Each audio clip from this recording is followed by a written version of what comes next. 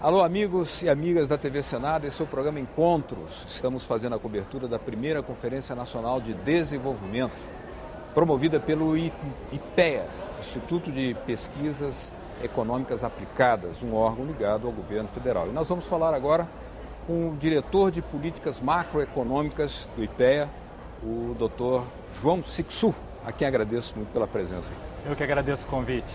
Nós temos aí vários fatos muito importantes nessa área de políticas macroeconômicas, mas para tomar um exemplo da realidade, a recuperação da indústria naval, sua consequente geração de empregos em grande escala, era uma área que era muito avançada no Brasil, chegou a ser a terceira do mundo, né, a indústria naval brasileira, foi praticamente desativada, digamos assim, e hoje ela recuperando também capacidade de desenvolvimento tecnológico.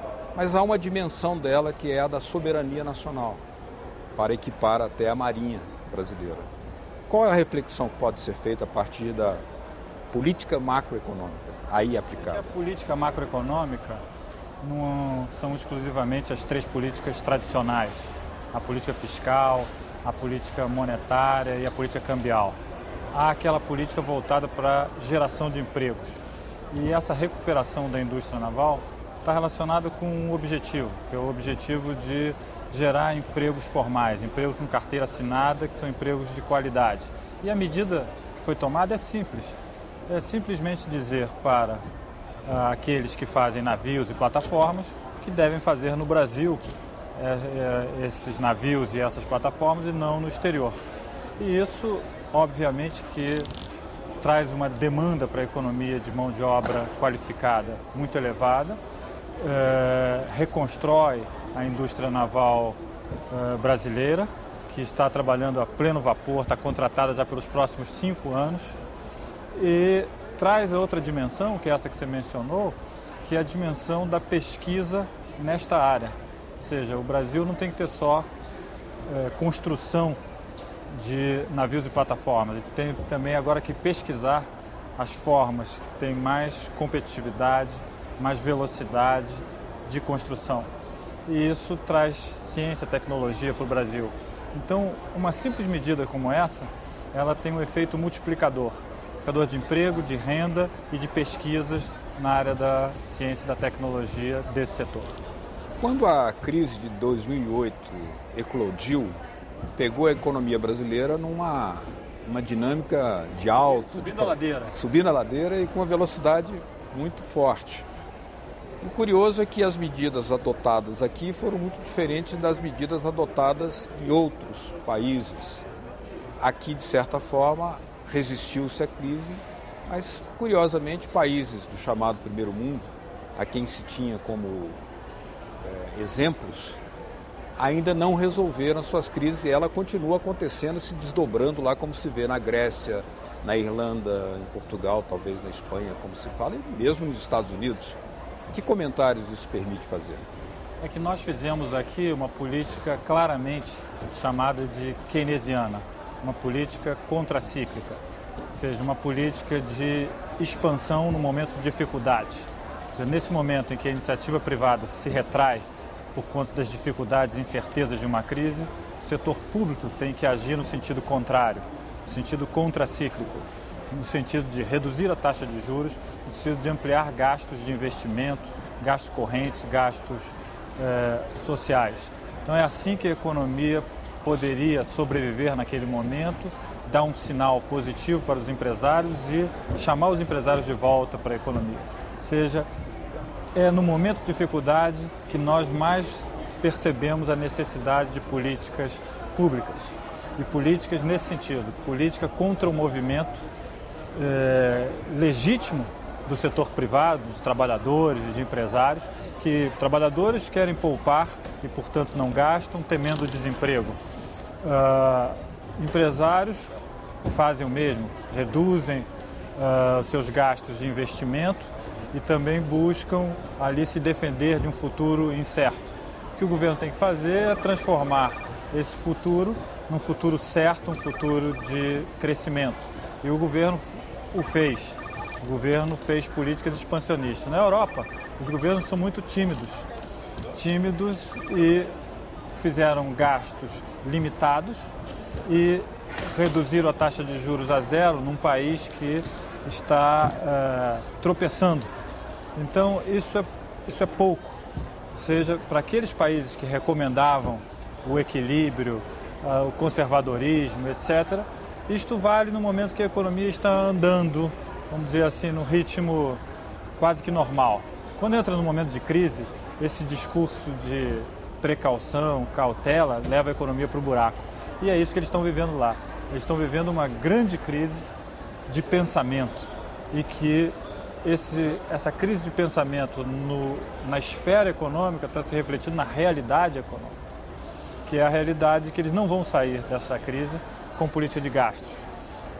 Se esses países que estão passando por dificuldades, se eles tentarem enfrentar a crise cortando gastos, eles vão aprofundar as dificuldades. Então, as contas públicas na Europa estão muito ruins porque a economia vai mal.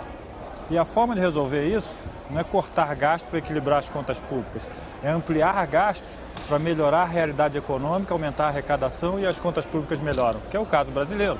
No caso brasileiro, hoje nós vivemos um esplendor em termos de equilíbrio fiscal, por conta que a nossa economia vai muito bem. No ano de 2009, não vivemos assim uma situação tão boa, uma situação, eu diria, considerada desejável para aquela situação em termos de equilíbrio fiscal. Mas não é uma situação esplendorosa. Por quê? As contas públicas, elas refletem a realidade econômica. A realidade econômica da Europa está muito ruim. Então, suas contas públicas estão muito ruins. E a forma de consertar as contas públicas não é fazer planilha de cortar gastos. É fazer gastos para melhorar a realidade econômica, ampliar o emprego, o crescimento, aumentar a arrecadação e equilibrar as contas públicas como decorrência de uma política anticíclica de crescimento, geração de emprego e renda. O Brasil adotou como política estratégica a integração sul-americana ou latino-americana.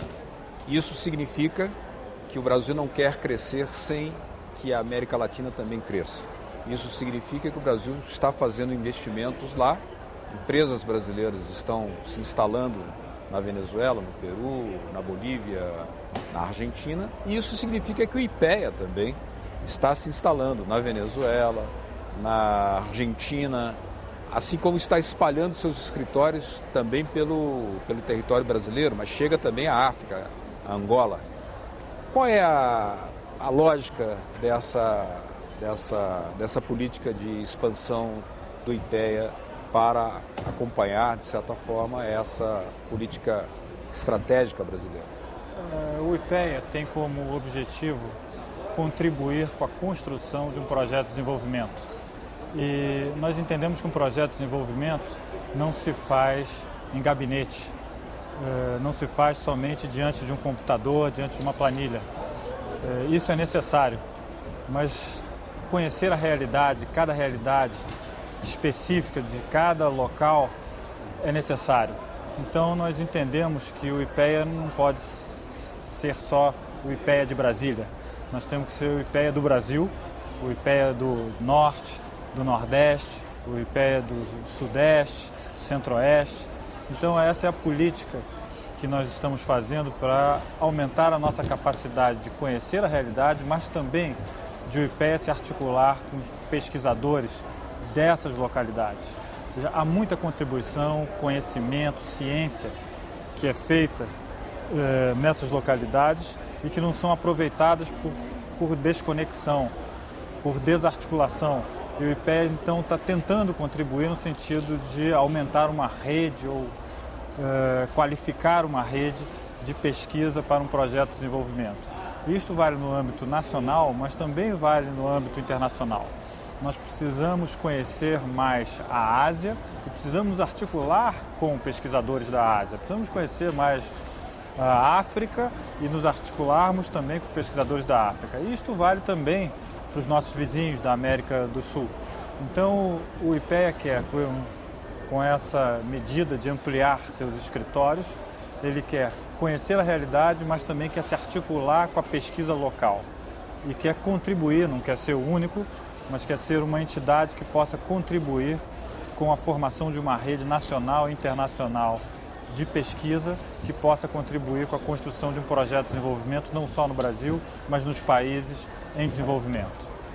O desenvolvimentismo brasileiro teve várias fases, vários perfis.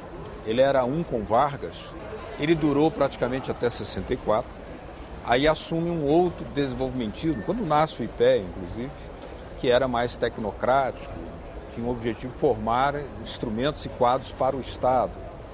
A marca nesse governo Lula é que o desenvolvimentismo tenha dimensão social inequívoca, acentuada. Em que isso significou mudanças nos planos, critérios, métodos de trabalho para um instituto como o IPEA? Um projeto de desenvolvimento tem que ter como um dos seus pilares, e talvez o pilar principal, a questão social. Não se pode pensar em desenvolvimento econômico. Nós temos que pensar em desenvolvimento econômico, social, ambiental e que tenha também uma dimensão nacional, porque nós vivemos um outro momento no mundo. Ou seja, o mundo hoje está mais integrado, tanto do ponto de vista financeiro, quanto do ponto de vista produtivo e ainda mais do ponto de vista das comunicações. Então o mundo é outro. Então é nesse mundo que é o planeta que nós estamos inseridos, é que nós temos que transitar. E do ponto de vista social, essa é uma base importante a ser pensada, ou seja, nós temos um mundo para transitar, mas temos que construir aqui um desenvolvimento que não é um desenvolvimento apenas material. Nós temos que ter desenvolvimento material para incluir o indivíduo neste desenvolvimento, para ele se aproveitar dos ganhos materiais. Então, o pilar social é decisivo e temos que levar em conta também outras dimensões, sem dúvida, o crescimento econômico, o equilíbrio ambiental e esse jogo nacional e internacional que o Brasil está inserido e todos os países estão. E essa não é uma tarefa fácil. Não é uma tarefa fácil porque tem esse jogo internacional e tem as dimensões nacionais, e uma delas é a questão social. E o Brasil, tal como os demais países desenvolvidos, tem uma tarefa fundamental, que é acabar com a miséria. Acabar com a miséria, reduzir a pobreza e aumentar o tamanho da sua classe média. Então, o IPEA, para responder especificamente a sua pergunta, o IPEA ele trabalha em diversas frentes para contribuir com um projeto de desenvolvimento, mas a questão social, sem dúvida, é uma questão importante. Eu diria que esse aspecto da mobilidade social é fundamental para nós termos sucesso em um projeto de desenvolvimento. É saber que nós podemos acabar com a miséria, reduzir a pobreza, aumentar a classe média. Quando o Brasil e outros países da periferia do mundo começaram a recuperar a capacidade de crescimento, superando indicadores de alguns anos atrás, vem essa mega emissão de dólares, 600 bilhões de dólares derramados mundialmente pelos Estados Unidos, o que deprime praticamente as indústrias e a capacidade dos países da periferia terem algum tipo de competição. É praticamente uma guerra, como já foi dito, cambial, mas também contra a industrialização. E isso afeta de que forma, é a pergunta, porque se no passado queria-se fazer um desenvolvimento baseado no Estado e na substituição de importações, agora, com essa mega emissão de dólares, nós temos aí um desafio de enorme porte. Como é que ele está sendo combatido hoje? Essa mega emissão de dólares está inserida dentro dessa visão que eu mencionei anteriormente, que o mundo tem uma integração financeira na esfera das comunicações e na esfera produtiva também. Então nós temos que ter equipamentos, ferramentas para utilizar em cada momento, em cada situação, dependendo do problema que estamos enfrentando. Nesse momento nós estamos vivendo um excesso de liquidez internacional que valoriza a nossa taxa de câmbio e que tem influência direta sobre a indústria, no caso a indústria brasileira. E nós temos então que ter as nossas ferramentas. As nossas ferramentas têm que ser ferramentas que busquem uma taxa de câmbio competitiva. O governo tem tomado algumas iniciativas que até eu avalio que foram bem-sucedidas, porque barraram a queda do dólar. O dólar entrou para a faixa aí do 1,60, já voltou para o 1,70, mas eu avalio que nós temos que ter mais ferramentas, que nós temos que colocar o dólar numa posição mais competitiva. E não podemos nos contentar com a ideia que é dita por aí, de que mas todas as moedas estão se valorizando, a nossa também vai se valorizar. Não.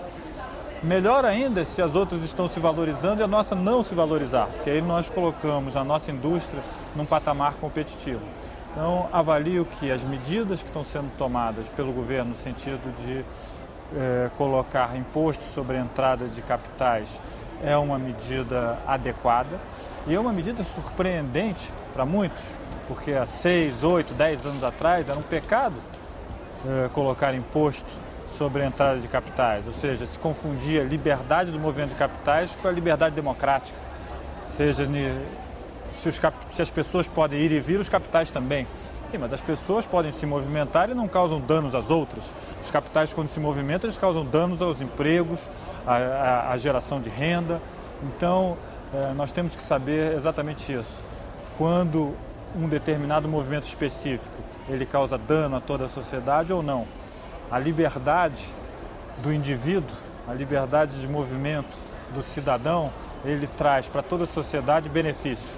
O movimento dos capitais traz para toda a sociedade, eu não diria benefícios, mas traz algo que pode ser considerado assim não positivo. Muito bem. Queria agradecer aqui a presença do Dr. João Sixu, que é diretor da área de políticas macroeconômicas do IPEA. Muito obrigado pela sua presença. Muito obrigado pelo convite. Obrigado a vocês de casa que nos acompanharam. É o programa Encontros, diretamente da primeira Conferência Nacional de Desenvolvimento, promovida pelo IPEA. Continue com a nossa programação. Até lá.